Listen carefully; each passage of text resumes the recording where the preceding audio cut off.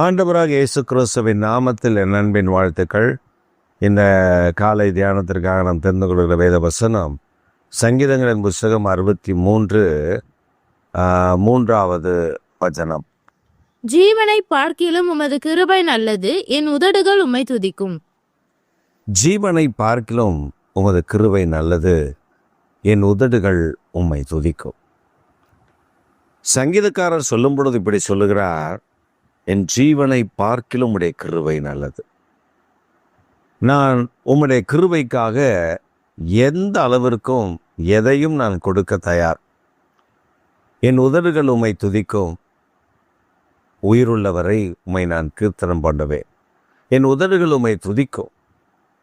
நான் உம்மை துதித்து கீர்த்தனம் பண்ணுவேன். அதுக்கு தான் எனக்கு கிருபை வேணும்.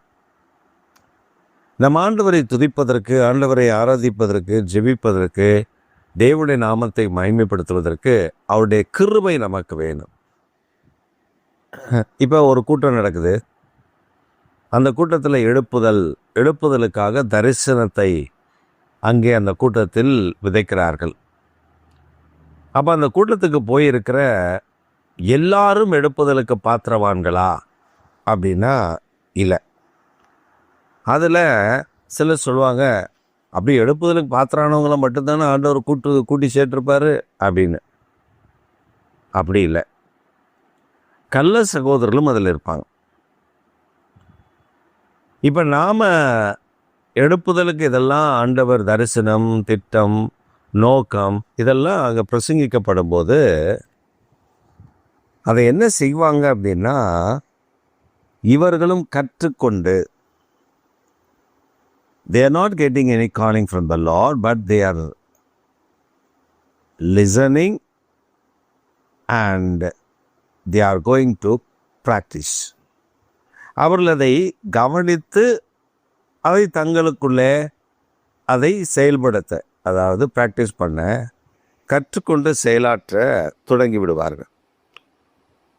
ஆனால் இதில் நீங்கள் பார்க்க வேண்டிய ஒரு முக்கியமான காரியம் என்னென்னா, எவர் மேலே கிருபையாய் இருக்க சித்தமாய் இருக்கேனோ அவர்களுக்குத்தான் நான் கிருபையாய் இருப்பேன்.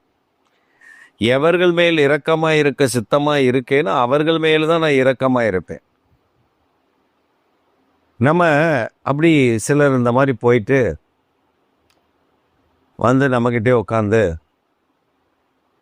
வெளிப்பாடு, கர்த்தர் எனக்கு ஒரு வெளிப்பாடு தராரு, யாவியில் வெளிப்படுத்தப்படுறேன், இதை இப்படி பண்ணுங்க, அதை அப்படி பண்ணுங்க, அதை அந்த மாதிரி பண்ணுங்க, இதை இந்த மாதிரி பண்ணுங்க அப்படின்னு நம்மகிட்டே வந்து கதை சொல்லுவாங்க. ஆனால் ஆவியானவர் அதை நம்மளிடத்துல பேசியிருப்பாரா அப்படின்னா பல நேரங்களில் அது பொய்யா இருக்கும். பல நேரங்களில் நம்மகிட்ட ஆண்டவர் அதை பேசியே இருக்க மாட்டார். அதை பற்றி திடீர்னு வருவாங்க, திடீர்னு நமக்கு ஒரு தீர்க்கம் சொல்லுவாங்க, நீ இப்படி போ அப்படின்வாங்க. ஒரு அம்மா அப்படி வந்தாங்க. வந்துட்டு அவங்க நிறைய விஷயங்களை என்கிட்ட கேட்டாங்க. நான் சொன்னேன், இது இப்படி, அது அப்படி, அது அப்படி, அது அப்படி, அது அப்படின்னு. அப்புறம் அந்த அம்மா சொன்னாங்க, உங்கள் ஊழியத்தில் இதான் அவன் பாச பிரச்சனை, நீங்கள் நார்த் இந்தியா கிளம்பி வந்துடுங்க. நீங்கள் நார்த் இந்தியா கிளம்பி வந்துட்டிங்கன்னா உங்கள் ஊழியம் வளர்ந்துடும். நான் சொன்னேன், ஆண்டவர் கூப்பிடாம நான் எப்படி நார்த் இந்தியா வர முடியும்? ஆண்டவர் கூப்பிடணும்ல, ஆண்டவர் அதற்கான கிருபை தரணும். நான் நார்த் இந்தியாவில் போய் சபையை கட்டுவேன், நார்த் இந்தியாவில் போய் அதை பண்ணுவேன், நான் பஞ்சாப் போவேன், ஹரியானா போவேன் அப்படின்னு நான் ஒரு இடத்துக்கு ஏதோ ஒரு இடம் நான் செலக்ட் பண்ணி போகிறேன்னு வச்சுக்கோங்களேன். அந்த இடத்துல கர்த்தர் என்னை அடைக்காமல் கிருபை இல்லாமல் நான் என்ன பண்ண முடியும்? அவங்க என்ன சொல்கிறாங்கன்னா, அங்கே வந்துட்டா கிருபையை தந்துடுவார், வந்துட்டா தருவார். ஆனால் அந்த கிருபை என்ன தெரியுமா இருக்கும்? அது கிருபையாக இருக்காது, அது தேவனுடைய திட்டத்திற்கு எதிராக இருக்கும். அங்கே நான் ஊழியம் செய்யலாம், சபையை கட்டலாம், ஸ்கூலை கட்டலாம், ஹாஸ்பிட்டலை கட்டலாம், இதை கட்டலாம், அதை கட்டலாம், எதை வேணால் கட்டலாம். ஆனால் ஆண்டவர் அந்த கட்டுதலில் கூட இருக்க மாட்டார். அவர் விலகி நிற்பார்.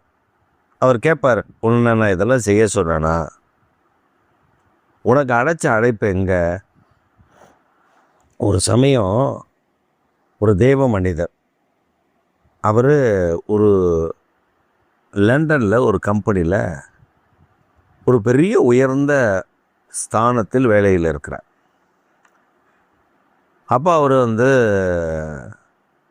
பிரதர் அகஸ்டின் ஜெபக்குமார் அவர்களுடைய செய்தியை அங்கே கேட்குறேன். கேட்ட உடனே அங்கே ஒரு ஒரு ஒரு ஒரு மிஷனரி தரிசனம். வேலையை ரிசைன் பண்ணார், மனைவி பிள்ளைகளை கூட்டிகிட்டு இந்தியா வந்துட்டார். இந்தியாவில் அவருக்கு நல்ல சொத்து, பெரிய பணக்காரர், கோடீஸ்வரர் தான். இந்தியா வந்துட்டார். வந்துட்டு நேராக அவர் மட்டும் பிரதர் அகஸ்டின் ஜெபக்குமாரை போய் பார்க்க போனார். அங்கே போய் பார்த்துட்டு அவர் சொன்னார், பிரதர், நான் இந்த சோ கம்பெனியில் வேலை செஞ்சேன். ஆண்டவர் எனக்கு மிஷனரி தரிசனம் கொடுத்தாரு. நான் ரிசைன் பண்ணிட்டேன், வந்துட்டேங்க. இப்போ மிஷனரியாக நான் உங்களோட இருக்கணும். அப்போ அவர் ஜெபம் பண்ணலாம் பிரதர் அப்படின்னு ஜெபம் பண்ணிவிட்டு அவர் சொன்னாராம், பிரதர், உங்களை அழைத்தது மிஷனரி ஊழியத்திற்கு அல்ல. ஒவ்வொரு ஆளுக்கும் ஒவ்வொரு அழைப்பு இருக்குது. ஊழியம் செய்ய, தரிசனத்தோடு காரியங்களை நடப்பிக்க, அப்படி பல காரியங்கள், திட்டங்கள் இருக்குது. ஜெபிக்க, கொடுக்க, அதெல்லாம் இருக்குது. உங்களை ஆண்டவர் அழைத்திருக்கிற அழைப்பு என்னன்னா, நீங்கள் ஊழியத்திற்கு கொடுப்பதற்கு. அதாவது எந்த ஊழியத்துக்கு வேணால், இந்த ஊழியத்துக்கு மட்டும் இல்லை, நீங்கள் எந்த ஊழியத்துக்கு வேணால் கொடுக்கத்தான் உங்களை ஆண்டவர் வைத்திருக்கிறார். நீங்கள் தேவனிடத்தில் கேட்டிங்களா? ரிசைன் பண்ணுறதுக்கு முன்னாடி ஆண்டவருடைய சமூகத்தில் விசாரித்தீங்களா? உங்கள் கூட்டத்தை அட்டன் பண்ணேன், அடுத்தது உடனே முடிவு எடுத்துட்டேன். இல்லை பிரதர், தப்பு. நீங்கள் கேட்கணும், தேவனிடத்தில் நீங்கள் கேட்கணும். சரி, நான் இப்போ என்ன செய்யணும்? ஏன்னா அவர் எல்லாத்தையும் விட்டுட்டார்ல, வேலையை விட்டுட்டார், அங்கேருந்து வந்துட்டார். இங்கே கேரளாவில் அவருக்கு வீடு இருக்குது. இங்கே வீடு எடுத்து கேரளாவில் அவங்க பெரிய சொந்த வீடு இருக்குது, அதில் தங்கியிருக்காரு. இப்போ நான் என்ன செய்யணும்?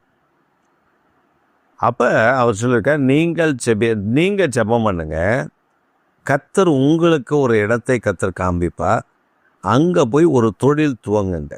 ஒரு தொழிலை துவங்கி அந்த தொழில் நல்லா பிரபகண்டமாக வரும், நல்லா உயர்த்தி கொண்டு வரும்போது அந்த தொழிலில் கிடைக்கக்கூடிய லாபத்தில் ஊழியங்களுக்கு நீங்கள் தாங்குவதற்கு ஏதுவாக கர்த்தர் உங்களை ஆசீர்வதிப்பா. அதான் அடையாளம், உங்களுக்கு கர்த்தர் தருகிற பெரிய அடையாளம் அது அப்படின்னு. உங்களுக்கு கிருபை எதுலன்னா கொடுப்பதில். சரின்னு வந்துட்டு அவங்க மனைவி நல்லா சோம்புனாங்க. இவருடைய மனைவி, பிள்ளைகள் எல்லாம் சின்ன பிள்ளைங்க எல்லாம் உட்காந்து ஜோம் பண்ணுறாங்க. ஆண்டவர் சொல்கிறாரு, நீ பாண்டிச்சேரிக்கு போ, அங்கே ஒரு கம்பெனியை ஸ்டார்ட் பண்ணு. ஏன்னா இவர் ஏற்கனவே லெதர் அந்த ஃபேக்ட்ரியில் பல காரியங்களை இவர் கற்றுருக்காரு. அதனால் நீ பாண்டிச்சேரிக்கு போ, அங்கே ஒரு ஃபேக்ட்ரி ஆரம்பி, அங்கே உனக்கு நான் ஆட்களை தருவேன், அந்த ஆட்களை கொண்டு நீ சில ப்ராடக்டை நீ செய்ய முடியும். இங்கே வந்தார், ஒரு பெரிய கம்பெனி ஒன்றை ஆரம்பித்தார். அதில் இந்த லெதர் ஒட்டக்கூடிய பசை, அதை செய்ய அதுக்கான கம்பெனி அதை ஆரம்பித்தார்.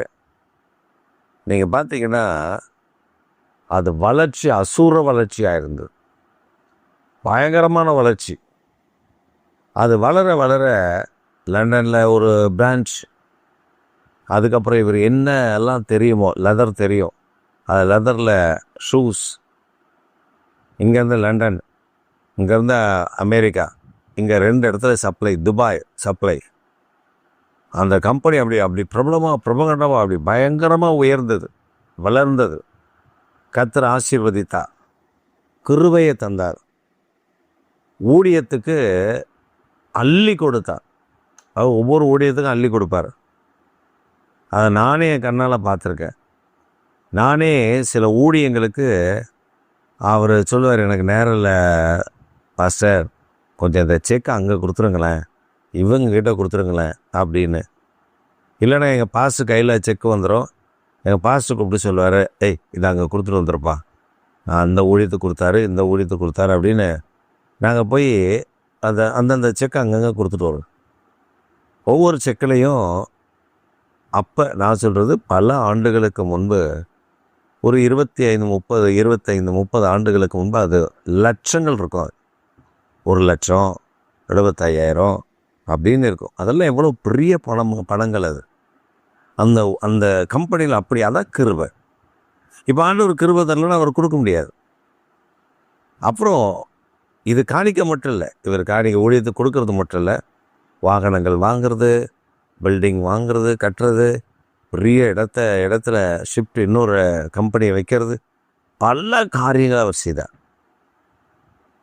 அவரை கர்த்தர் ஆசீர்வதித்தார். இதுதான் கிருபை. அப்போ அவன் தாவீது சொல்லும்போது சொல்ற, என் ஜீவனை பார்க்கலும் உங்களுடைய கிருபை நல்லது, என் உதடுகள் உம்மை துதிக்கும். ஏன்னா அந்த கிருபை எனக்கு கிடைச்சிச்சுன்னா அந்த கிருபையை நினச்சி நான் துதிப்பேன். அந்த கிருபையில் நின்று நான் துதிப்பேன். அந்த கிருபையில் நின்று நான் உயர்த்துவேன். யாரோ எனக்கு சொல்லிட்டாங்கன்றது இல்லை, அந்த கிருபையை நான் கவனமாக கேட்டு அந்த அபிஷேகத்தில் நடந்தாதான் பிதாவின் சித்தம் பரலோகத்தில் செய்யப்படுகிறது போல என் வாழ்க்கையிலே நிறைவேறும். நீதான் எடுப்பதற்கு பாத்திரவான் அப்படின்னா ஆண்டவர்கிட்ட நம்ம கேட்கணும். அதற்கான கிருபை, அதற்கான அடையாளங்களை கர்த்தர் தருவார். அப்போ ஆண்டவர் ஒரு எழுப்புதலுக்கு நம்மை தேர்ந்தெடுத்திருக்கிறாருன்னா, எழுப்புதல் காலங்களில் என்னெல்லாம் நடக்குமோ அதெல்லாம் நம்ம கொண்டு செஞ்சுருக்கணும். அதான் அடையாளம். இப்போ பேதுரு நடந்து போனப்போ பிசாசு ஓடிச்சு. நீங்களும் நானும் நடந்து போனப்போ பிசாசு ஓடி இருக்கான்னு கவனிங்க. அப்படி ஓடி இருந்ததுன்னா கர்த்தர் உங்களை எடுப்பதற்காக தேர்ந்தெடுத்த பாத்திரம் நீங்கள் தான். நீங்கள் கரங்களை வைக்கும் பொழுது வியாதி சுகமடைஞ்சிருக்கணும், கண்கள் திறக்கப்பட்டிருக்கணும், கர்த்தர் பெரிய பெரிய வியாதிகளை சுகமாக்கி இருக்கணும். உங்களை கொண்ட பிசாசுகள் அலறணும். உங்களை பார்த்தா ஆவியானவருடைய அபிஷேகம் அதில் இருக்கும். அதுதான் கடைசி காலத்திற்கு உங்களை எடுப்பதற்காக தேர்ந்தெடுத்திருக்கிறேன். இது ஒன்றுமே நடக்காமல், ஒன்றுமே செயல்படாமல் கடைசி காலத்தின் அபிஷேகத்திற்கு இந்த எழுப்புதலுக்கு என்னை அழைத்திருக்கிறான்னு கிருபை இருக்காது, ஒன்றும் இருக்காது.